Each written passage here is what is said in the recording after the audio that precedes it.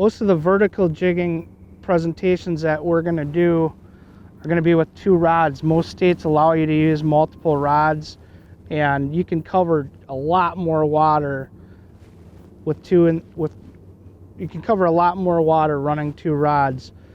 What you want to do though is you want to make sure to get 2 rods that are matching. You don't want to use different lengths and different weights. So I really like a 6'3" medium extra fast. What I'm going to do is drop the jig down to bottom, wait for it to slack up, tighten my lines, and I want to have my rod tips about 3 foot off the bottom. That gives me a fairly decent amount of range to work with. As you're drifting down the river, you're going to come across rocks in varying depth, and it's important as you're doing that to be able to have some flexibility to keep that jig just following the bottom. And on any given day, it's going to determine whether you want to lift the jig 3 inches off the bottom or 3 feet off the bottom. As a general rule of thumb,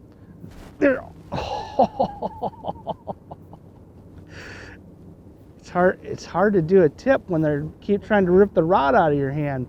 But as a general rule of thumb, the faster the current is, the lower my lift is. The slower the current, the higher the lift is. And basically, as that current increases, those fish will suck down tighter to the bottom. As it slows down, they'll lift up and they'll act more like a lake fish would. So always remember that, but more importantly, always be ready and willing to make an adjustment and pay attention to where that jig was when you got your bite. As far as the speed of the cadence, once again, you just have to let the fish dictate what the cadence is on a given day.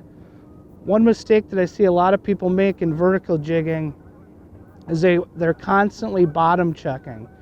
What I like to do is just get comfortable with where you're at as far as your setups go. Keep an eye on your electronics and let your electronics dictate whether you're going to put more line out or not. Try to keep a nice consistent jigging stroke, and you'll be in good position when you get a bite. But the thing is, you don't need to constantly be feeling the bottom. A lot of times your bites are going to come up off the bottom when the bait is stationary. And once again, you just have to let the fish tell you how long they want that jig sitting still for. Sometimes it's a long time.